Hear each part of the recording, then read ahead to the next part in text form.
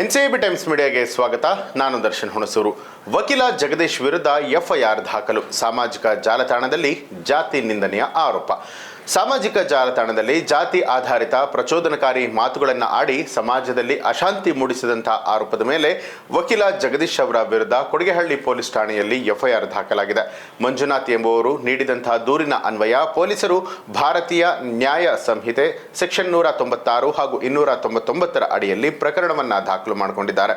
ಸಾಮಾಜಿಕ ಮಾಧ್ಯಮದಲ್ಲಿ ಪ್ರಸಾರವಾದಂತಹ ವಿಡಿಯೋದಲ್ಲಿ ಜಗದೀಶ್ ಅವರು ಒಂದು ನಿರ್ದಿಷ್ಟ ಜಾತಿಯ ವಿರುದ್ಧ ಆಕ್ಷೇಪಾರ್ಹ ಹಾಗೂ ಪ್ರಚೋದನಕಾರಿ ಹೇಳಿಕೆಗಳನ್ನು ಕೊಟ್ಟಿರುವಂತದ್ದು ಕಂಡು ಬಂದಿದೆ.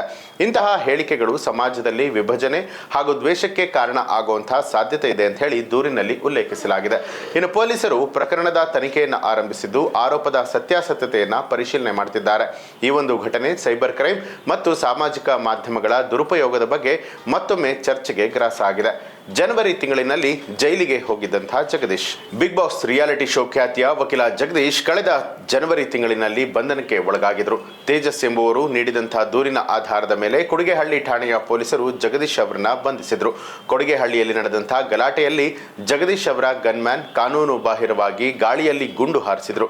ಉತ್ತರ ಪ್ರದೇಶದಲ್ಲಿ ಮಾತ್ರ ಗುಂಡು ಹಾರಿಸಿರುವಂತಹ ಬಂದೂಕಿನ ಪರವಾನಗಿಯನ್ನ ಪಡೆಯಲಾಗಿತ್ತು. ಇದೇ ಗನ್ ಬಳಸಿ ಗಾಳಿಯಲ್ಲಿ ಗುಂಡು ಹಾರಿಸಲಾಗಿತ್ತು. ಈ ಸಂಬಂಧ ತೇಜಸ್ ಎಂಬುವರು ಕೊಡಿಗೆಹಳ್ಳಿ ಪೊಲೀಸ್ ಠಾಣೆಯಲ್ಲಿ ದೂರನ್ನ ಕೂಡ ದಾಖಲು ಮಾಡಿದ್ರು.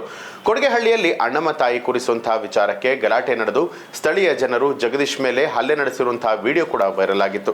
ಹಲ್ಲೆಯಿಂದಾಗಿ ವಕೀಲ ಜಗದೀಶ್ ಮೂಗಿಗೆ ಗಂಭೀರ ಗಾಯ ಆಗಿತ್ತು. ಇದಕ್ಕೂ ಮೊದಲು ಬೆಂಗಳೂರಿನ ಪಾಸ್ಪೋರ್ಟ್ ಕಚೇರಿಯ ಭದ್ರತಾ ಸಿಬ್ಬಂದಿಯ ಜೊತೆಯಲ್ಲಿ ಲಾಯರ್ ಜಗದೀಶ್ ಕಿರಿಕನ್ನ ಮಾಡಿಕೊಂಡಿದ್ರು. ಭದ್ರತಾ ಸಿಬ್ಬಂದಿಯ ಮೇಲೆ ಜಗದೀಶ್ ಹಲ್ಲೆಗೆ ಮುಂದಾಗಿರುವಂತಹ ದೃಶ್ಯಗಳು ಸಾರ್ವಜನಿಕರ ಮೊಬೈಲ್ನಲ್ಲಿ ಸೆರೆಯಾಗಿತ್ತು. ಲಾಯರ್ ಜಗದೀಶ್ ಸೇರಿದಂತೆ ಒಟ್ಟು 4 ಜನರ ಬಂಧನ ಕೂಡ ಆಗಿತ್ತು. ಇದಾದ ನಂತರ 3 ತಿಂಗಳು ಜೈಲಿನಲ್ಲಿ ಇದ್ದು ಜಾಮೀನಿನ ಮೇಲೆ ಹೊರಗಡೆ ಬಂದಿದ್ರು ಅಂತ ಗೊತ್ತಾಗಿದೆ. 11 ಕ್ರಿಮಿನಲ್ ಕೇಸ್ಗಳು ಇದೆ ಅಂತ ಹೇಳಿ ಶಾಸಕ ವಿಶ್ವನಾಥ್ ಹೇಳಿದ್ದಾರೆ. ಯಲಹಂಕ ವಿಧಾನಸಭಾ ಕ್ಷೇತ್ರದ ಶಾಸಕರಾದಂತಹ ವಿಶ್ವನಾಥ್ ವಿರುದ್ಧ ವಕೀಲ ಜಗದೀಶ್ ಭೂ ಹಗರಣವನ್ನ ಮಾಡಿದ್ದಾರೆ ಅನ್ನುವಂಥ ಆರೋಪ ಮಾಡಿದ್ರು.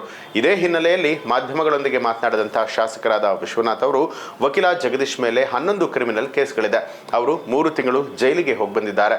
ನನ್ನ ಬಗ್ಗೆ ಅವಹೇಳನ ಮಾಡಿದ್ದಕ್ಕೆ ದೂರು ದಾಖಲಿಸಲಾಗುತ್ತೆ. ನನ್ನ ವಿರುದ್ಧ ಮಾಡಲಾಗಿರುವಂತಹ ಭೂ ಹಗರಣದ ಬಗ್ಗೆ ಒಂದೇ ಒಂದು ಸಾಕ್ಷಿಯನ್ನ ಕೊಟ್ಟರೆ ರಾಜಕೀಯ ನಿವೃತ್ತಿಯನ್ನ ಕೊಡ್ತೀನಿ, ಇಲ್ಲ ಅಂತ ಹೇಳಿದ್ರೆ ಅವರು ನಾಯಿ ತರಹ ನಮ್ಮ ತೋಟವನ್ನ ಕಾಯ್ಬೇಕು ಅಂತ ಹೇಳಿ ಆಕ್ರೋಶ ಕೂಡ ಹೊರಹಾಕಿದ್ರು.